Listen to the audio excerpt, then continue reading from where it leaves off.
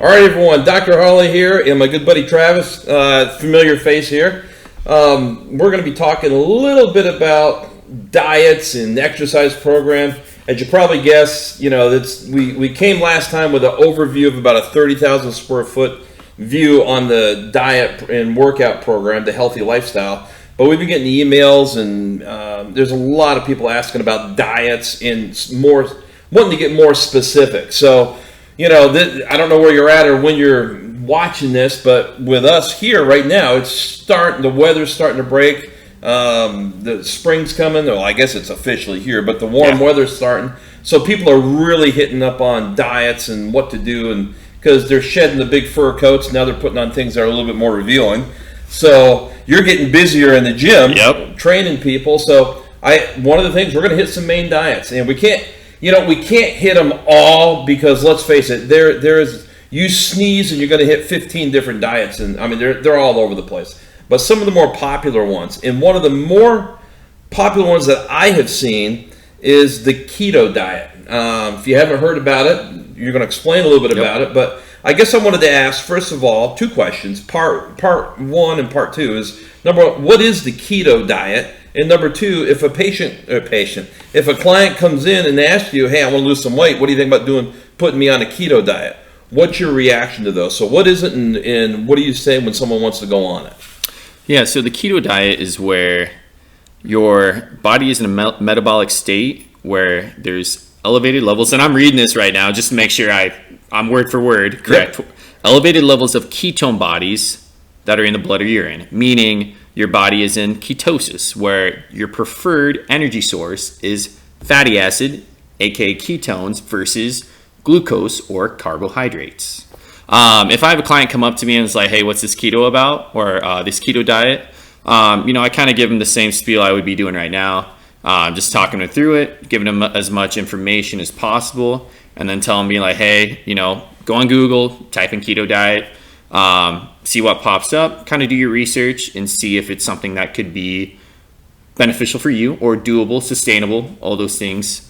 And then if it is, I tell them to try, see what they think, and then go from there. So basically what it is whenever we have our stored body fat, and we start going through lipolysis, which is the breakdown of the fat cells, it will produce ketones, and we start seeing that showing up in our bloodstream, which is an indication. And that's where you also get the keto breath, the fruity breath, because it produces that. Now, don't get that mistaken for the ketoacidosis, which is actually a medical condition. You don't want that. No, that's a little too far. But this is ketosis. So I have heard some things and that it can really do good, and a lot of people swear by it. Would you say, in your opinion, professional or personal, it doesn't matter, we're all family here, would it be a lifestyle that you think could be maintained long term, or do you think this is more of a short term to get to the weight you want and then start adding things in? What's your thoughts? So my answer is going to be like last podcast. It depends. Yeah. Gotta love that. He should be a politician. I know. I'm pretty good. Well, here, there. Let me kind of delve into why or how the keto diet was created. It was developed in the 1920s to treat epilepsy in children. Okay. So it was more created to treat is that disease considered a disease? Yeah. A disease. And then, they found out this diet reduced seizures frequency by quite a bit. And if you're interested in finding out, you can just Google, find the percentages and stuff. So they created this to help combat that. And then at the same time, what they found out was that these children also lost some weight. If they were obese or, they were maybe slightly overweight, but I don't remember what you asking. I'm sorry. It is basically kind of what you would tell somebody that's wanting to go on the keto diet and for lipolysis. Yes, that's right. Okay, and then for sustainability, So I would say if you have a disease, epilepsy, a condition where the keto diet could be used to help combat that and help battle that condition. I think it could be something used long term. or I think you would want to.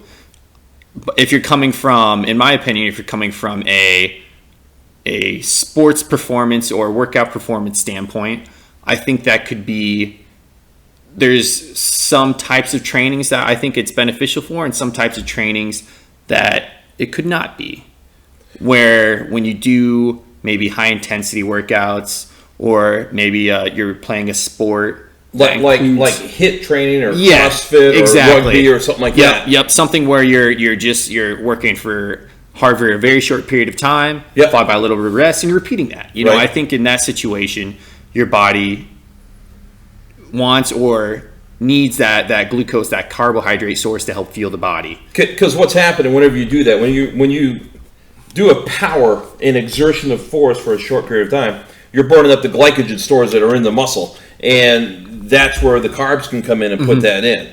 Versus it going through the ketogenic pathways, it's a whole different electron transport. I mean, we're not going to that, but it goes a whole different route, and it doesn't put it back in as quick. So you can be depleted a little bit or feel, I won't say lethargic, but you won't be at 100% from what I have seen. Exactly. Does that make? I agree with that. Yeah, I agree with that. So it depends on what you're doing. Yes. So in the keto, and I guess you guys have probably already know this, is almost like the AT stills, the Atkins. I mean, you're low on carbs. Yes. The keto is very low on carbs, and you can do what's called clean keto, dirty keto, which is, you're still eating. Keto is high fat. Whereas the Atkins and all that was just low carb, low fat, high protein. Keto is low carb, high protein, high fat. Yes. But it's good fats. The avocados, the MCTs, MCT oil, the medium chain triglycerides and everything else from all the good oil, stuff. palm oils. So with that said, so you can also do the low dirty keto, which is like pork rinds and everything else, and all that. Because and why is that dirty? And from my understanding, and correct me if I'm wrong, that is you're eating the fat, but you don't know if it's a fat from an animal. You don't know what that animal ate to get that fat. So you're eating improper. Whereas versus like an avocado, that's a clean fat. So you can do dirty keto or clean keto. So I think either one would do the thing. Now, your opinion, is that sustainable, doing that for a lifestyle? I can tell you my opinion if you want. Let me give you my first. In my opinion, I don't know if keto long term for somebody that wants to see their performance improve when it comes to, strength training or sports performance. I don't think it's sustainable long term. I would say, in my opinion, if you're overweight, you're obese, and you're trying to lose some weight, and you're like, okay, I'm going to try this keto diet. You lose all that weight, and then I would say maybe have that period of transitioning into a standard diet, and then see, if you introducing those carbs back into your diet, you can still maintain your weight. But again, also there's, on the other hand, if somebody loves the keto diet, they feel great, their workouts are fine, mentally they stay sharp, I don't see a problem why to get off of it. I've seen, if you take 100 people, and this is ones that I've talked to through gym and online and even my patients, if you take 100 people, probably 80% of them will be able to do this and dump some weight. And they'll be able to perform. But then later they need to start adding some carbs, balanced carb. I'm not saying potato chips, cookies, cakes, and all that. I'm saying some carbs back in to maintain. The 20%, 25%, man, they get on keto and they just function better. And their cognition, everything's there. They maintain it. So that's the ratio that I have kind of seen. So again, I think it kind of depends on the person and to feel it out. But I do know that a lot of people, if they're obese or overweight, they also have an inflammatory problem. They have a high C-reactive protein that's going to show up in their bloods, which leads to a whole bunch of other metabolic disorders. We won't go into that. But I know the keto, low carb, that really combats inflammation. That really helps on that. Definitely. So I think if you want to lose some weight right off the bat, it's probably something really to look good at. Look hard at and consult your physician. But look at it for a short term, see how you do. And if you're like, man, this is the best I've ever felt, what the hell? Go by how you feel. If you're feeling, after a couple months, 90 days, then start adding some things in. Yeah. So we're kind of in agreement on that one. I think exactly. I word for word, I agree with Bryan there. I think it could be something that can be utilized as a great tool. Even if you don't plan to stay on it long term, I think it could be something that's very beneficial. So I think the high fats and all that would be. So, well, let me ask you then. So this bleeds into the low carb next on our list. Yeah. What about low carb? And I'm assuming low carb, you're talking about like Atkins and just low carb in general. Yeah. Would you say that would be low carb straight through, or would you do carb cycling? I think you could do both. I think it depends on the person. Yep. Again, if it's somebody that wants to be on low carb, but they still want to, train hard, and not have their workouts or any of their performance decline, I think carb cycling would be a great idea. Then on your, your high intensity days, your days you're like, man, I'm gonna hit it hard in the gym.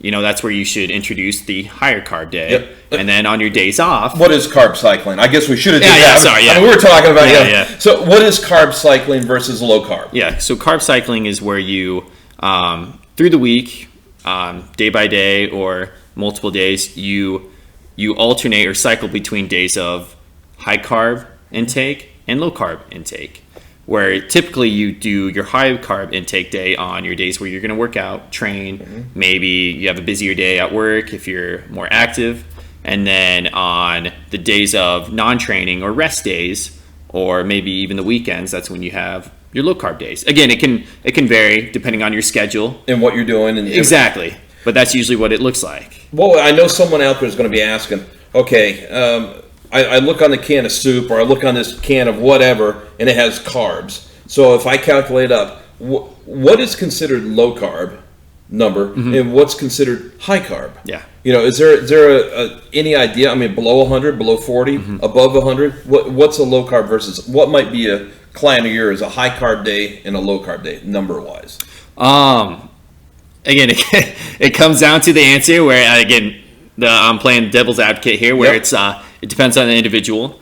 But, I would say with me, a high carb day could be, or a low carb day could be a high carb day for you. Right. I guess so. Right. I guess just an example is it depends on the person. So to look at a food or a product and decide if it's high carb or low carb, just depends on what that looks like for you.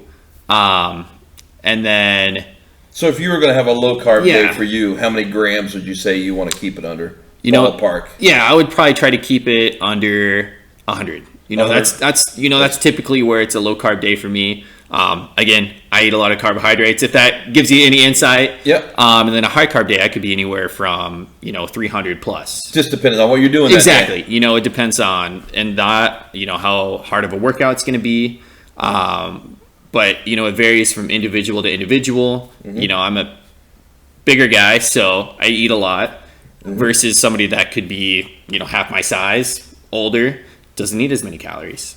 But I would say if you do have a low carb day, you would typically, I would say, you probably stay away from the higher starch foods, sugars. Maybe stay closer to the vegetables, the fiber, the nutrients dense the slower digestion, so it doesn't cause an insulin spike. Exactly, because that's what you're trying to stay away from on the low carb diet is insulin, which I don't want to get too deep into this, the driver of fat. Yep.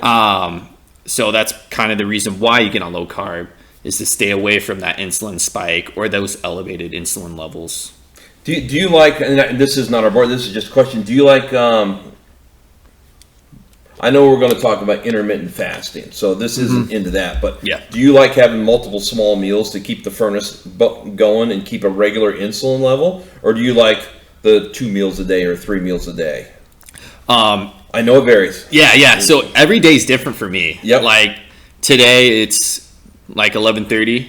I've had some coffee and that's it. Okay. So it's just happened to work with my schedule today that I had some coffee, had some water, and I'm still running all cylinders. I haven't worked out yet, but I haven't ate today. So today I'll probably have 2 meals, maybe a snack, tops. Yep. And then on my days where I don't have to get up as early, I'll probably have breakfast right when I wake up and end up having probably 3 to 5 meals that day. So for me, it just depends on my schedule, and I think that's the same way for anybody else. And you're pretty in tune with your body too. Yeah. I mean, so you kind of know what you need and listen to it. Yeah. I mean, I've been doing this long enough where I know when I need to eat, when I'm doing okay. If I'm starting to run out of fuel a little bit. Yep. If I need a little pick me up, I can have protein bar, protein shake, maybe some fruit, vegetables, a little snack to keep me going. But yeah. Okay. Well, let's talk about the IF, the intermittent fasting. I mean, that's the oldest thing in history of the diets, but it's the newest trend. Yes. And there's the OMAD for 1 meal a day and everything. Then there's the 8 and 16. Yeah, there's the eating windows and a bunch of stuff. What have you discovered, and what's your take on intermittent fasting and everything else? I think, like you said, intermittent fasting has been around biblical. Exactly. It's since ancient times. Yeah. So I would just say now it came into fruition because it got a name for it. Yep. And then it became so hot that it's like, oh, intermittent fasting. But we've been doing this since the dawn of time. Mm-hmm. It was just a way of living back then, where hunter-gatherers didn't have access. You may not go out and get the rabbit that morning. You may not eat. Yeah, they weren't able to go into the kitchen and there's a fridge there full of food, or they didn't have a grocery store that was within driving distance or walking distance. So what they had to do was they had to work for their food. Yep. And with IF, intermittent fasting, sometimes they would go periods of time without food because, again, it could have been this type of the year season where winter's coming around. You're not going to see as many animals or creatures or roaming around or whatever. And then also, they're gatherers of nuts, of fruit, stuff like that. So this has been around for a long time. And people probably just do it on a normal basis without even knowing they're in intermittent fasting, I would say. I think it can be a very, very great tool to be used.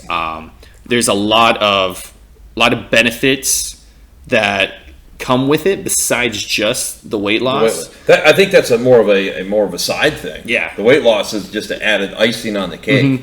Mm-hmm. You hear about the redoing the telomeres, and the telomeres on the DNA, it's like your little, I can't think of the names of those things, on the shoelaces. They're like the little tips of the shoelaces. Yeah. Starts with the E. But it basically, when those get shorter, that's when your lifespan gets shorter. So the longer those, in mice, the longer lifespan. So intermittent fasting can help promote the growth of those and help prolong those. Mm-hmm. So, I mean, there's a number. It knocks out inflammation. I mean, what else? And I think, and this is my side note, I say I think more research should still be done on intermittent fasting. I think with, science and technology improving and getting better and advancing, I think more and more information will come out. Hopefully good information that backs what people are finding right now. Some other benefits, human growth hormone increase. Yeah. Those levels. Yep. Your insulin sensitivity improves and insulin levels drop. We already talked about the telomeres, but autophagy, where, and I think that is with the telomeres itself, but where you're in autophagy, your body is in a state of cellular repair. Yep. Autophagy is the killing of the old cells and the dead cells and everything else. Yeah. And even with autophagy, some professionals are thinking that it could help combat maybe even cancer, disease down the road. I think that's a little bit of gray area here, but I just want to throw that out there. Yep. So there's a lot of good things that happen with intermittent fasting, and I think people could really use it. And you could look, and you obviously online, you can just Google different types of IF, and you'll probably have 10 different types. And I have done intermittent fasting before, and I actually like it. I don't do it often because I just like to eat.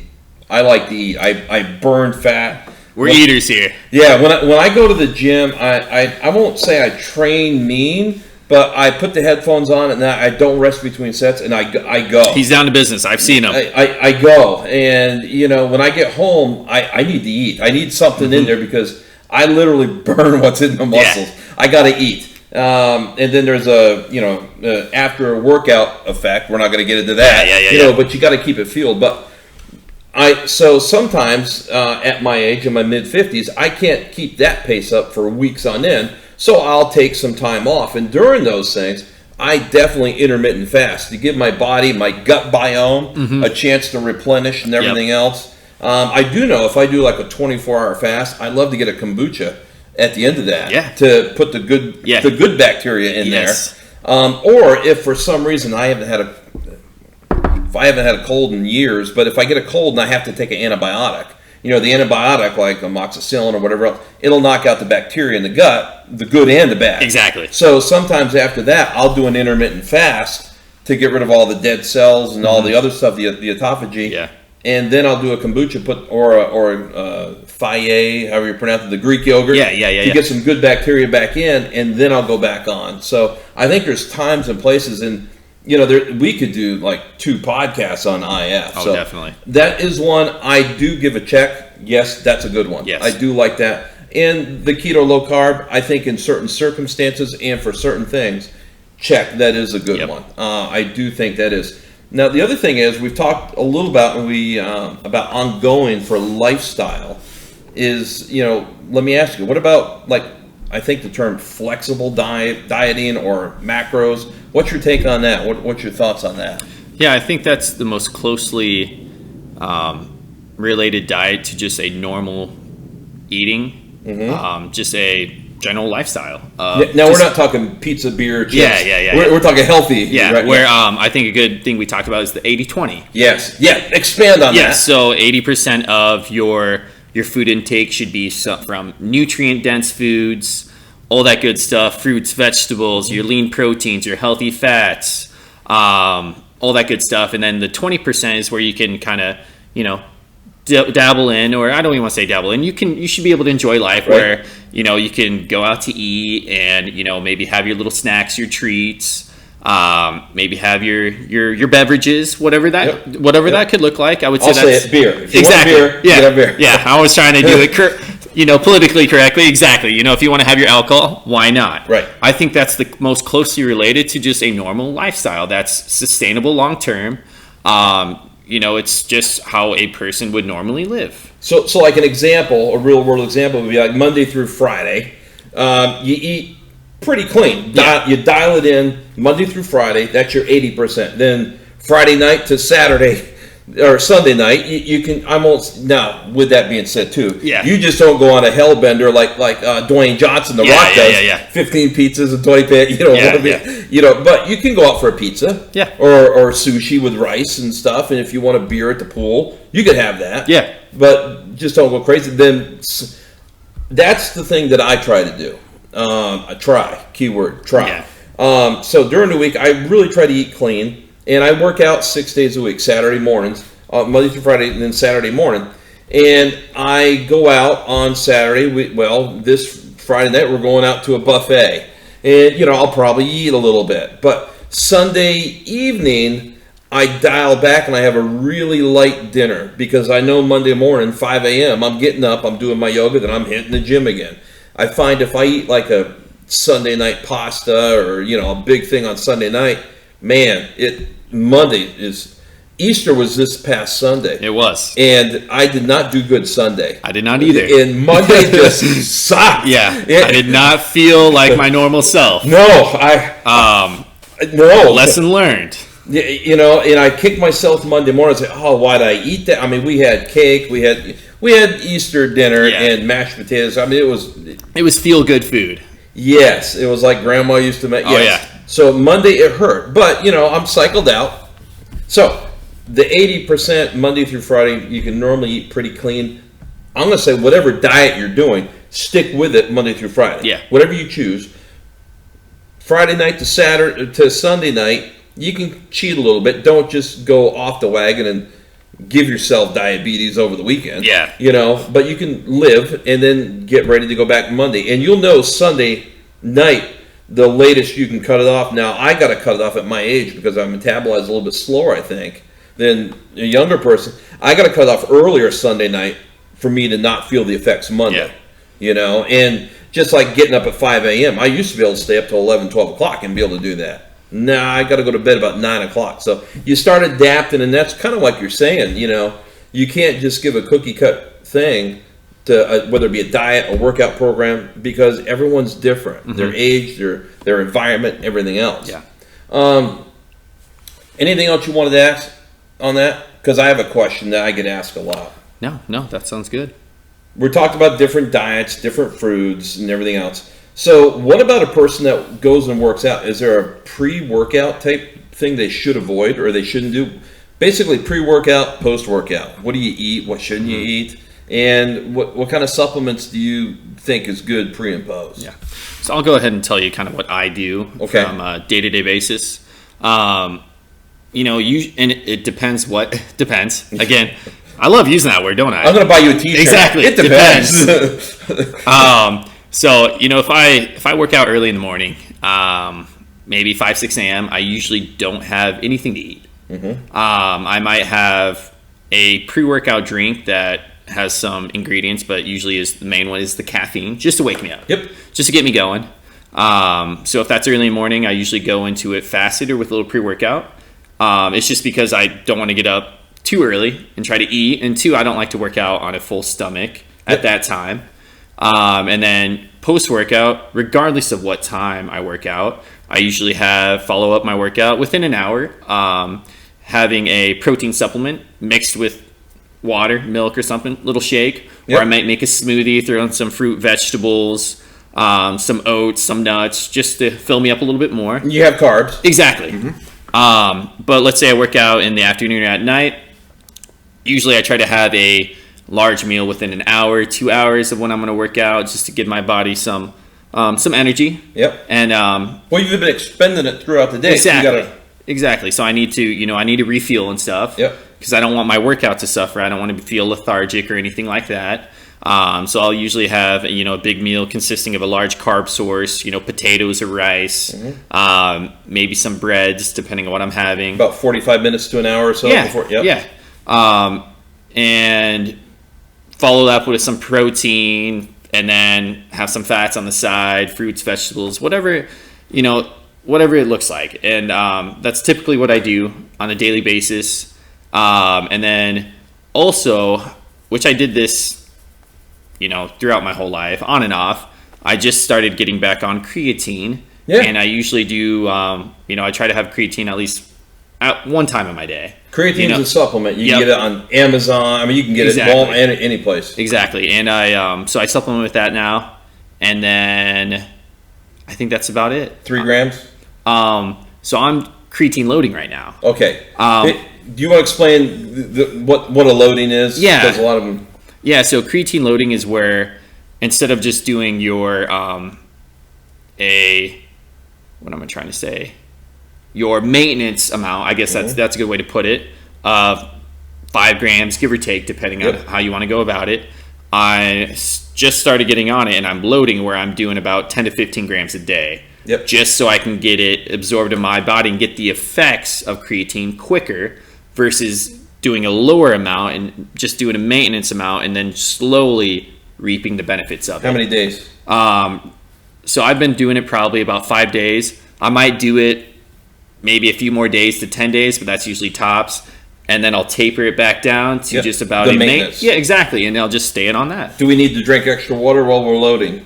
Well, I drink a ton of water already.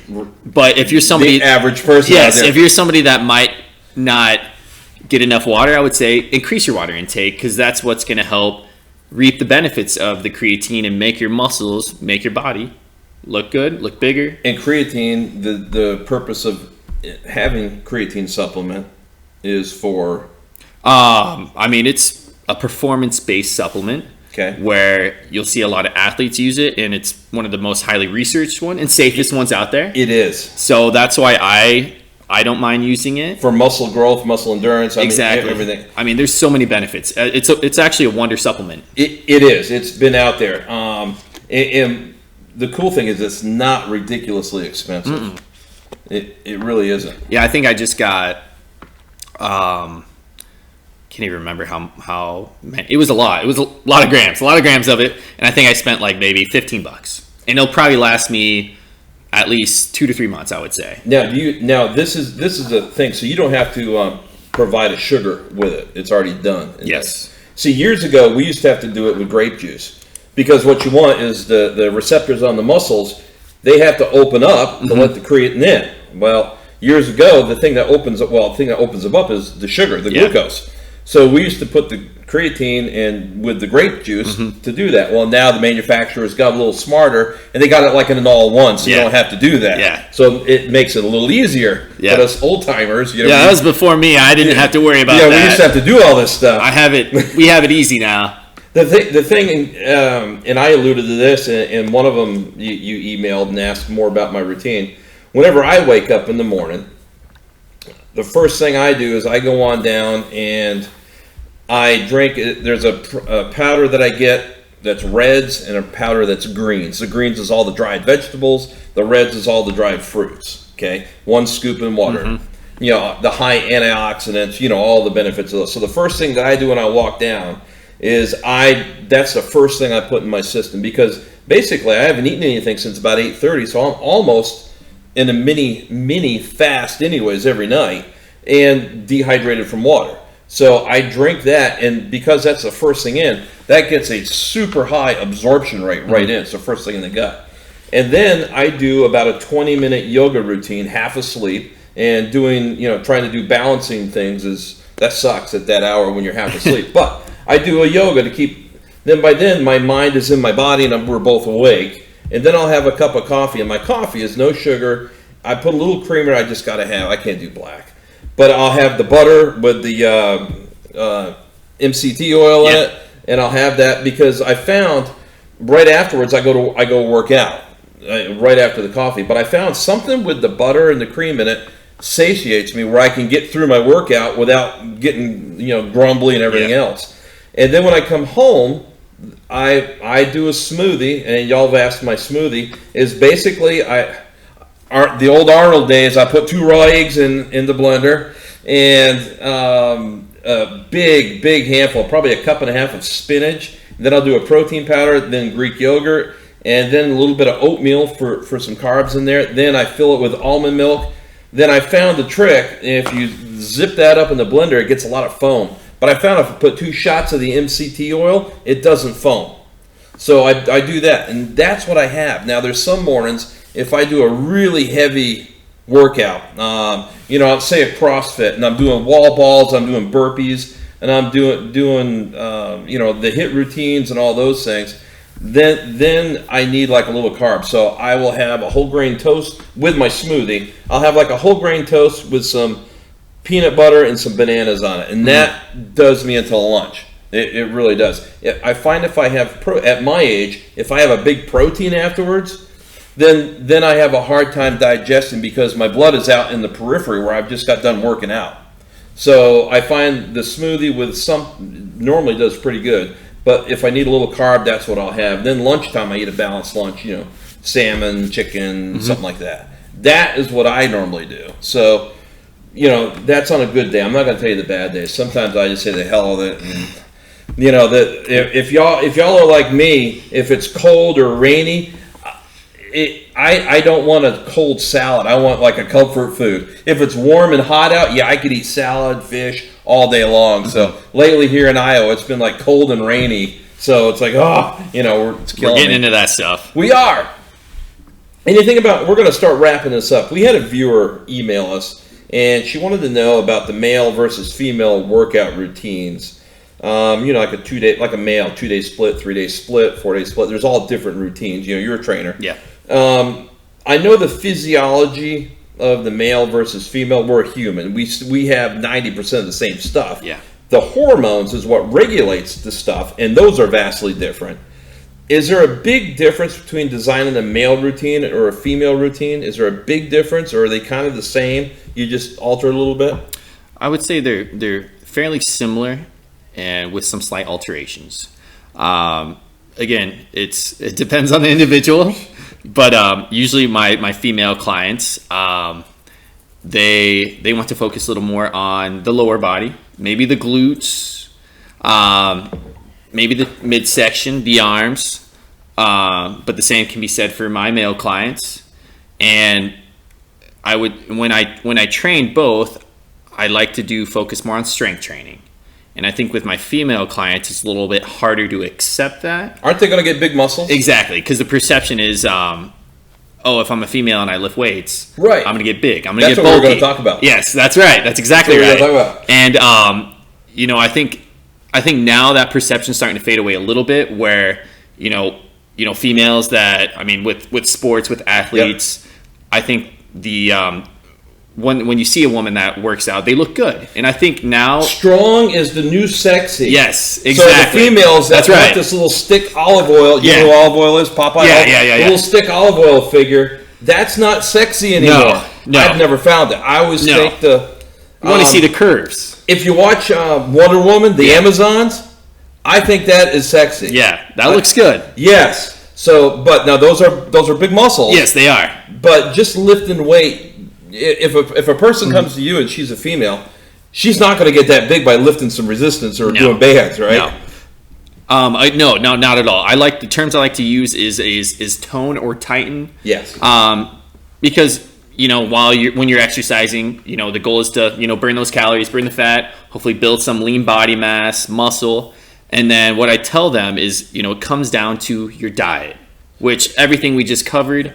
If your diet is maybe not controlled or not an appropriate diet where you're eating just a ton of calories, regardless if you're male or female, you're going to put on weight. Health happens in the kitchen, exactly. not in the gym. Yes, exactly right. So I tell all my clients, this is a great step in the right direction, but you throw in the healthy eating habits and you will see those changes. You won't get that bulkiness. Strong is the new sexy. Stick with that. Yeah, and it's not going to happen in 1 week, maybe not even 1 month. You'll see something, but you're not going to get from A to B. I mean, it's a compound effort, I call it. Little micro changes over a long period of time, like compound interest adds up. Compound effort in the gym and in the kitchen adds up over the time. And you may not see it, but if somebody sees you in the spring and you stick through it and they see you in the summer, they haven't seen you during the interim, they're going to notice a huge change where you may not.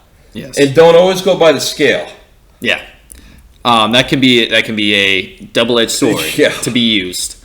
I always like to I tell use progress pics. Yes. Go off of how your clothes feel. Yep. You could even do measurements with calipers, with a tape measure. Yep.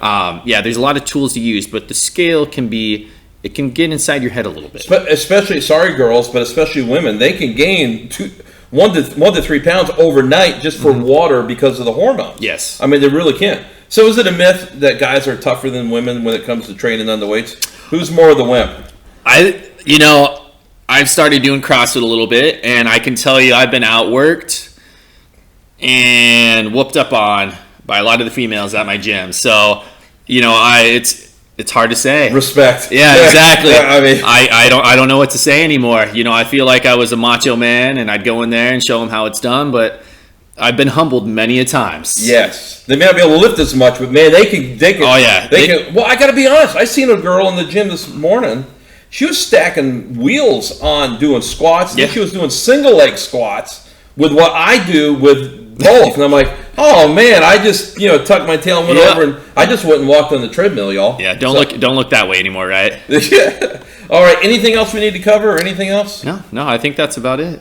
If you guys got questions or want specifics, is it okay if they email in? Yeah, definitely. Yeah, and then if they email you, and I'll forward it to you. Yeah, exactly. And if we get what we'll do is if we get enough of the same question, you cool with doing a short video on it and answering it? Definitely. If you guys enjoy listening to me mumble on about stuff, I'll be back.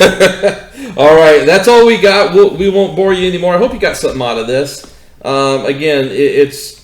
The takeaways is it is individualized. Mm-hmm. Not one diet fits for everybody. We're all human, but we're all made different, and we're all in different environments. Meaning, you may be a construction worker, an assembly line worker, an office worker, a truck driver. You're going to have different dietary and physical needs, and not to mention age. Yeah. I mean, we're both similar age. Yeah. But I mean, it's going to be different nutritional needs. So, it does vary, but there is some hard rule guidelines out there that you need to follow. And one of the things that I like, and I think it applies to everything, is the 80-20 rule. Mm-hmm. I can't find a situation where that wouldn't apply in a long term. Yeah. No matter what diet you're doing. I mean, I really do. So, anyways, that's all we got. I'm Brian. Travis here, guys. Thanks again. Email us if you got specific questions, and I'll pass them over to this young fella. You guys take care, and thanks for watching another episode of H60 Lifestyle.